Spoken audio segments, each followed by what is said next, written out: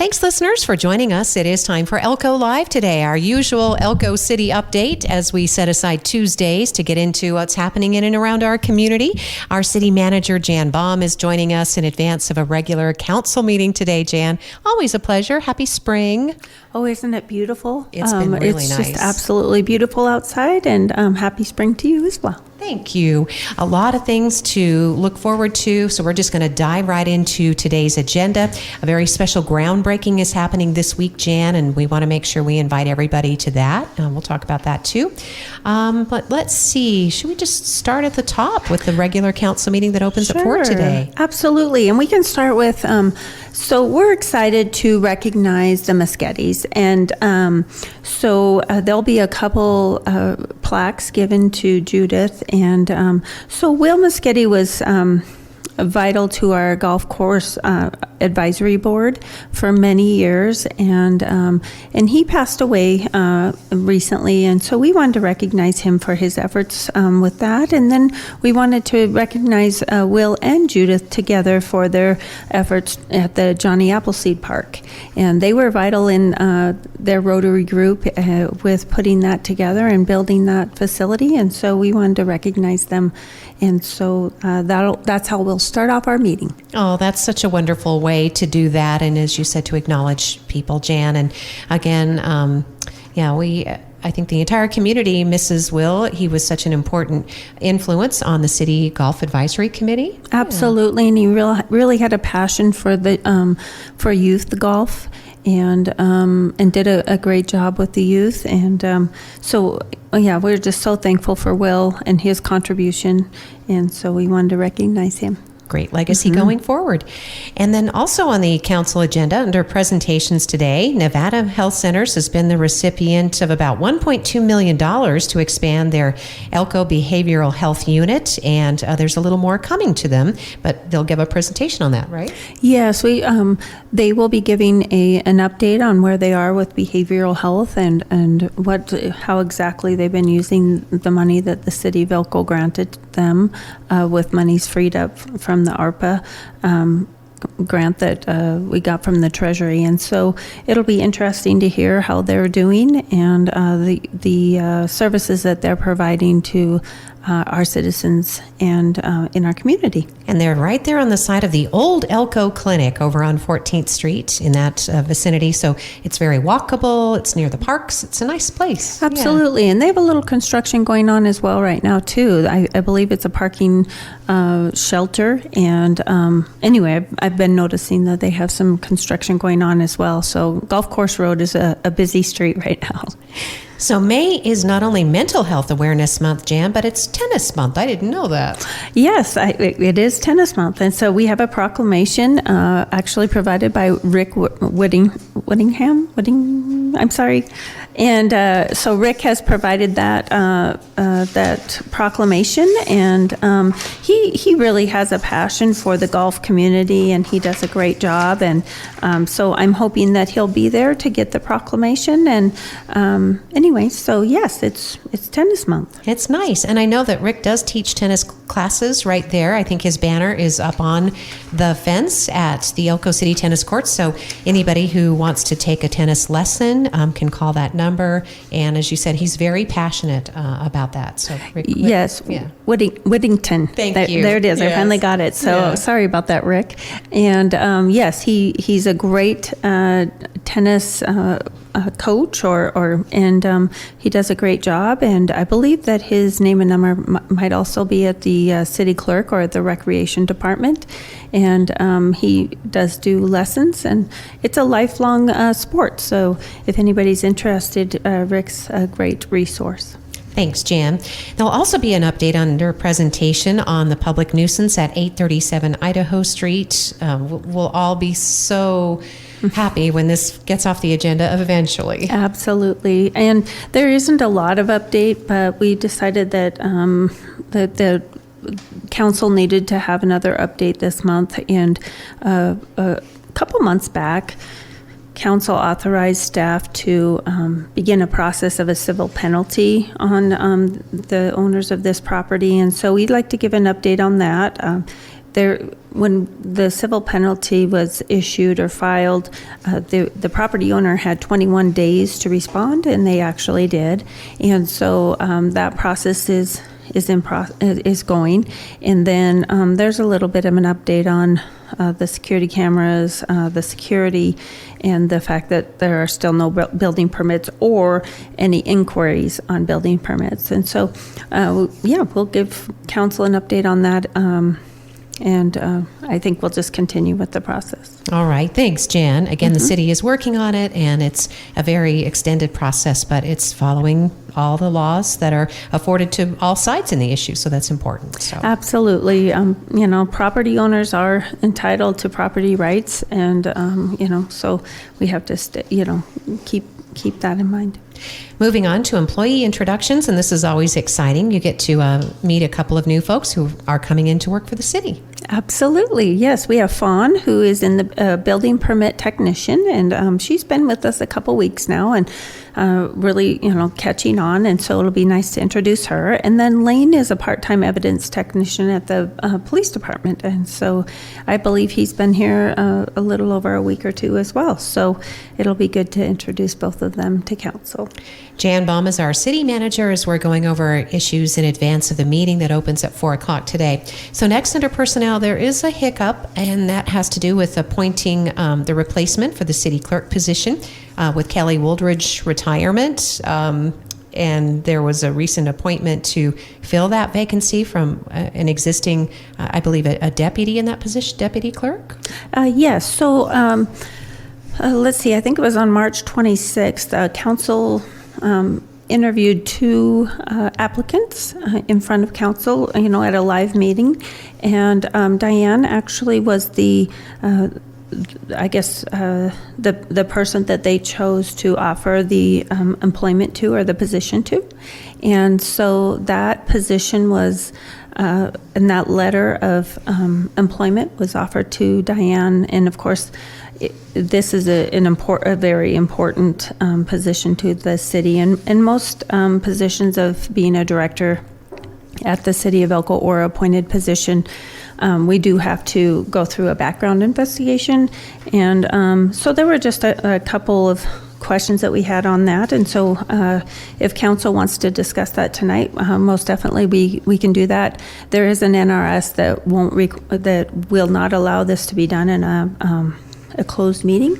And so we'll visit about that at the council meeting today, and then council has the opportunity to appoint or not appoint this person to the Elko City Clerk.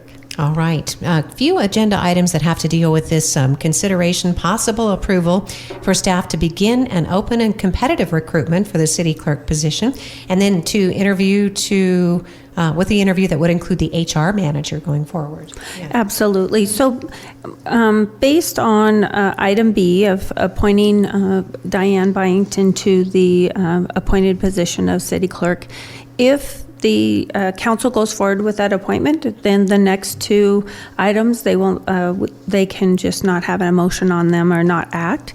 But if they decide not to appoint Diane to that position, then the next item will, provides a couple different options for council to go forward. And then D, you're right, is an open recruitment for the city clerk position. So we would go back out to an open recruitment, and that would include myself, the HR manager, and a city council member. So this is a pretty crucial time for the city in this position, right, Jan? Because we're coming up on the June 11th election. Absolutely. There are a lot of, our city clerk right now is very busy. That office is very busy. And we have several bids that are out right now, and public works projects.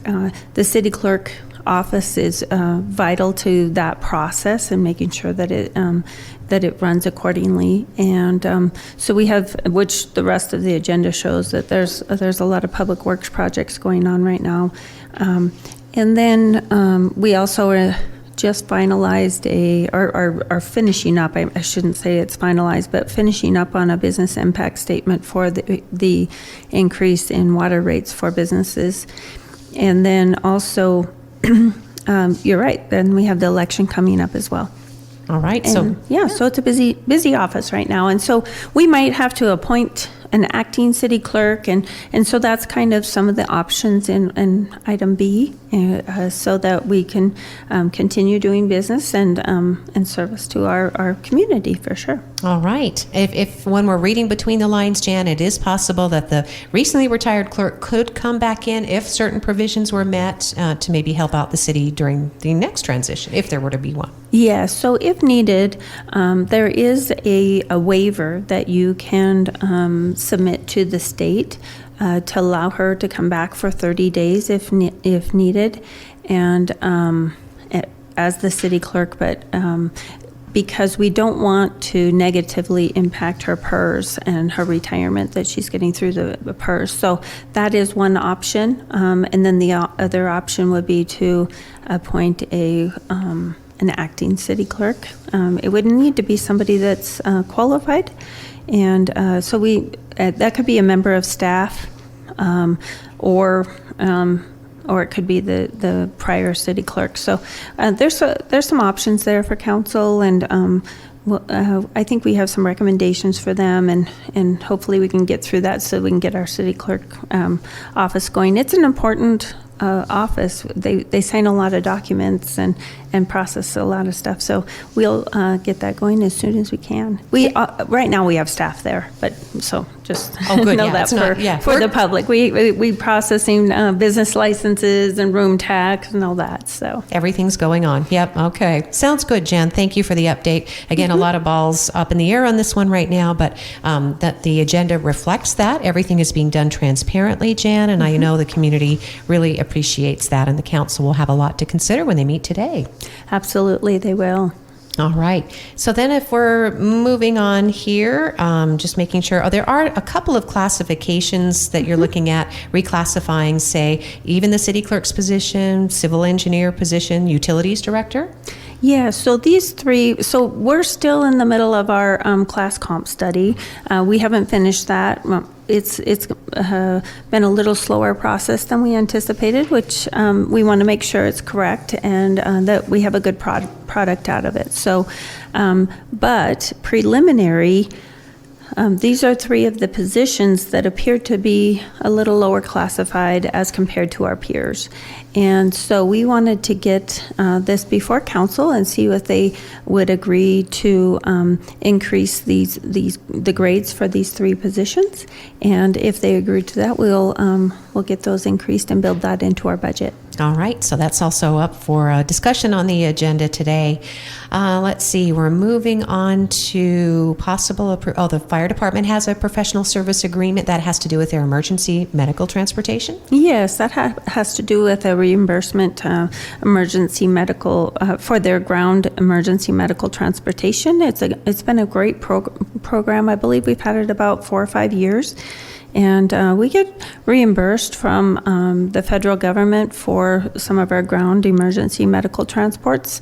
And this is the company that does that very complicated computation for us. And so we're thankful for them. And so it's really a renewal of a contract, but it did expire. And so we need to get that before council for approval. All right, Jan. Also on the agenda, there are a couple of water infrastructure issues that will be decided. It was great to talk to Dale Johnson and his crew last week, by the way. That was a fantastic opportunity. And I know Dale was really very enthusiastic about the completion of the hospital's second source project, and that's on the agenda today for possible acceptance. Absolutely. We're so excited. So we actually met at the hospital Friday afternoon to officially turn that valve on so the hospital has a second source of water. And so it was exciting. And we had several members of the impacted parties there, Canyon Construction and NNRH and some of the water people and a few of the council people showed up. And so it was just a good celebration to mark having the hospital before did not have a second source of water. And so if we had a leak or we had something go on with a water line that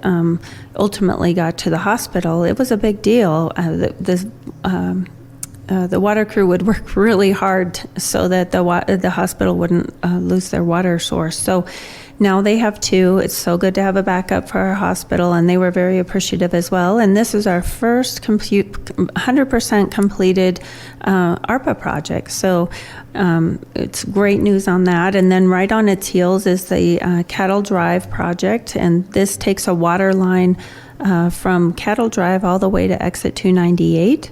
And that project's getting very close to completion as well. There is a item on the agenda for a shortage of the amount of pipe that was included in the engineering. They missed that by 100 feet or 660 feet or more. And so we need to have council approve. Of course, we need to purchase that additional pipe and have it laid so we can make it the whole way. So those ARPA projects are really moving, and the other two ARPA projects are Mountain, oh dear me, I'm so sorry, Elko Mountain and then Ericart. So those are two great projects for ARPA as well, and those two have been approved by the state, and they're moving along as well. So Dale Johnson and his crew are pretty busy. Yeah. Well, and they are just to be commended for all the planning that went into that, Jan, to make these projects possible, because they were ready to go. Absolutely. They were ready to go, and Scott Wilkinson was also very vital in this whole ARPA, all these ARPA projects. He did he has the master plan of the city in mind, and he was also very involved in the planning of these ARPA projects. And so, it'll take the city a very long way in our master plan. Thanks, Jan, for the update. And council will consider, as our city manager mentioned, there are a couple of allowable change orders that are being considered. And again, while it may seem like a significant amount of money, there are millions of dollars that were expended for the projects. And so it's in the interest of transparency and oversight that they come before the council, and those change orders will be explained, and then the council can vote on that. So. Absolutely. It's, again, like you were saying, as part of that transparency to come to council and disclose to the public that there is additional pipe that was needed for the Cattle Drive project, and to get authorization to go forward with that. Sounds good. And then the exit 298, as Dale was talking about too last week, that will afford some additional growth in that community as well, and that whole Mountain City Highway sort of corridor. Absolutely, exactly. Yeah, so it'll provide for some growth out.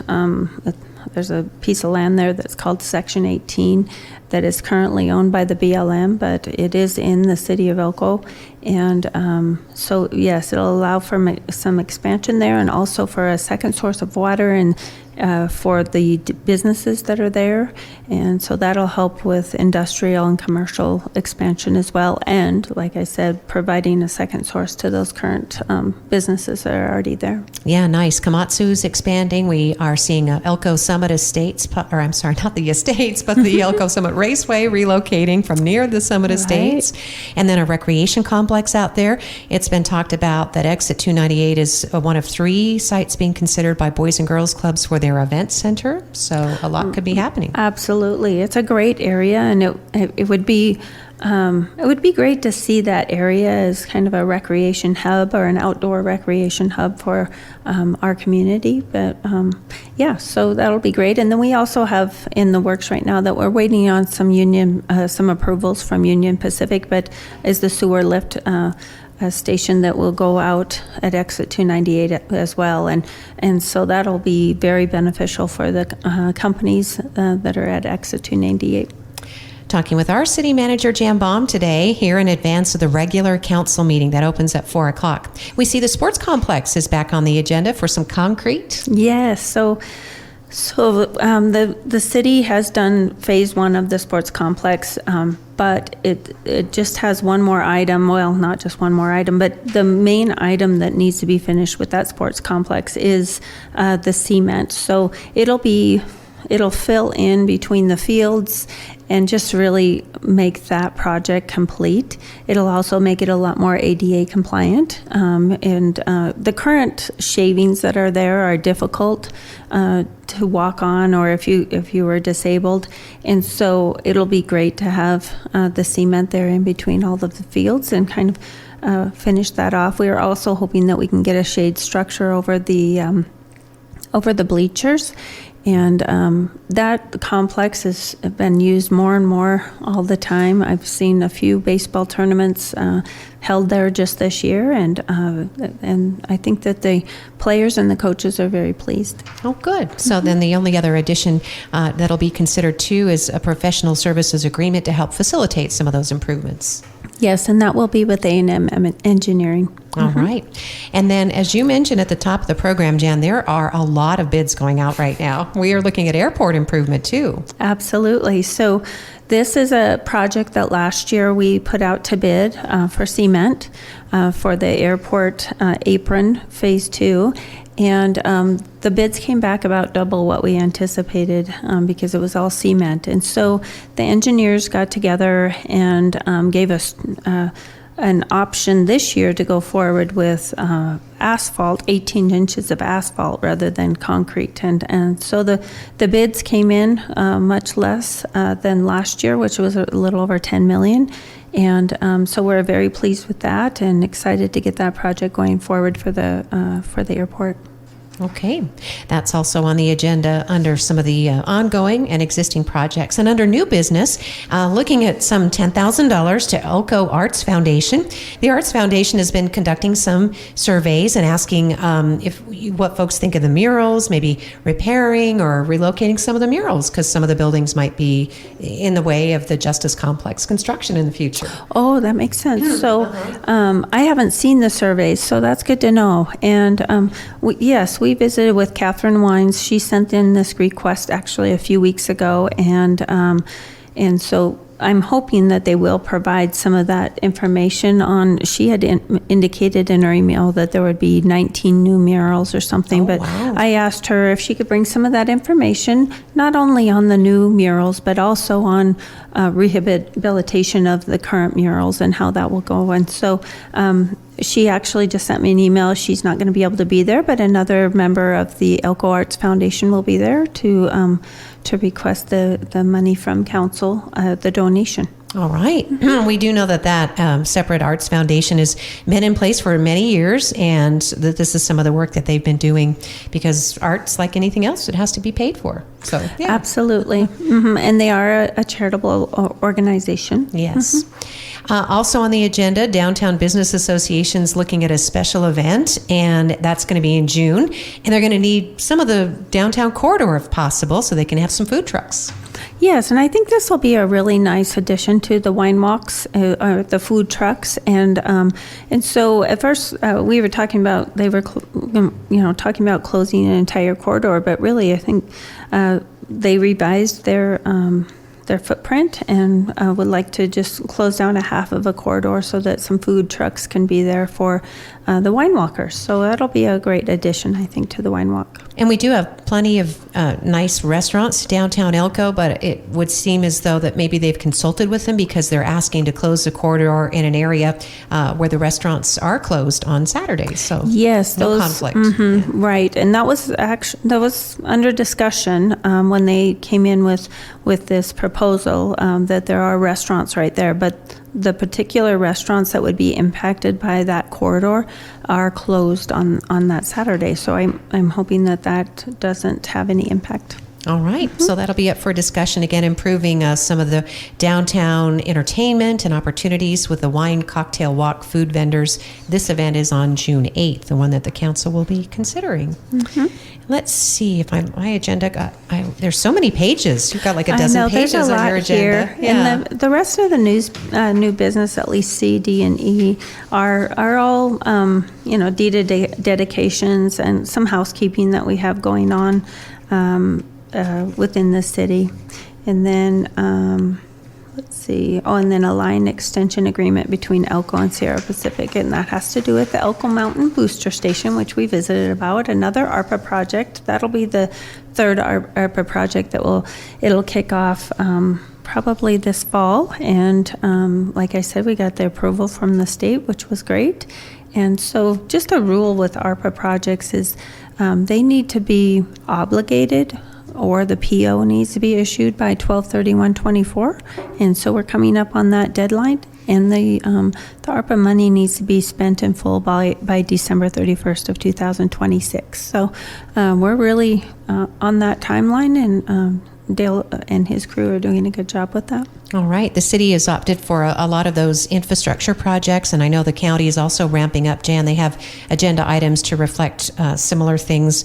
Tomorrow's agenda for the county, they're looking at their disbursement as promised to the Elko Lions Club and the Camp Lamoille, $750,000. And so they'll have a grant agreement, I think, for that. And then they've been asked, I think they're negotiating right now the grant agreement to the Boys and Girls Clubs for their $15 million ask of ARPA money that goes toward the proposed event center. So so that timeline makes sense with the 12/31/24, December 31st of 2024, that money needs to be obligated. All right, so getting the paperwork in place. Mm-hmm. And speaking of, there's a big groundbreaking, and it's a big deal on Thursday. And we also wanted to kind of roll in some of the public comments that both of us have been seeing, because we noticed that. And so tell us about the groundbreaking Thursday for the new recreation center. Yes, so the groundbreaking, like you said, is Thursday the 16th.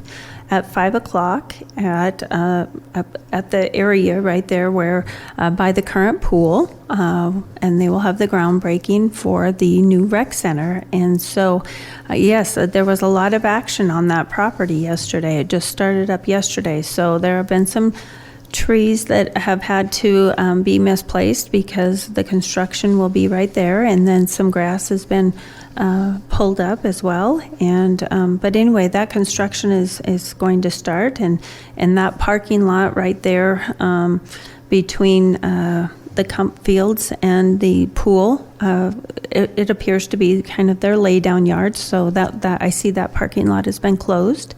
And so the construction is going to start. So I think, Thursday at 5 o'clock is that groundbreaking. It'll be exciting for our community. And just so the community understands, it is a Boys and Girls Clubs project, and a lot of decision making went into this. There was a lot of public process. I did point out that I don't think that trees were really discussed, but knowing most of the time when people take out trees, they make every effort to replant some trees in the future somewhere else. Right, very possibly. Tree City, exactly. USA. Yeah, right. And there wasn't a lot of talk about trees. I do know that, just currently we had green up, and I think there were a few trees planted during that. And you're right. In a park area, you always hate to see trees that are misplaced, but I think that in this case, they did save some of the trees that are closer to the current city pool. And so there were some that were saved, but that new facility, and we've seen the plans for that on the footprint several times, so it made sense that there were some trees that needed to go. But I think that it'll be a facility that can be used by everybody in the community, and most certainly they should be able to benefit from that facility. So the facility will include 2 indoor pools and a gym and a fitness center and a youth facility, or a youth place for a teen center. I think that's what it's called. And so it'll be a nice facility for many people, all ages within our community. So I'm excited to see that go up and see how that works. Yeah, it's been 20 years in the making. So absolutely. yes. And our pool is 50 years old, and it's struggling right now, but James Wiley and his team are really doing their best to keep it going. In fact, I saw that where Nikki and they're promoting sign up for swim lessons that opens on May 27th, 8 a.m. Get online, and it's kind of like Absolutely. It's on our website, and please go to the website under the recreation and sign up for your swim lessons. It's super important. Yep. So groundbreaking Thursday, the community's invited to be there, 5 p.m. It's the Nevada Gold Mines Recreation Center. It doesn't have aquatic center in the title, but it does include those swimming pools. Absolutely. Just want to make sure people know. Yes. Thank you. Yes, it does include some swimming pools.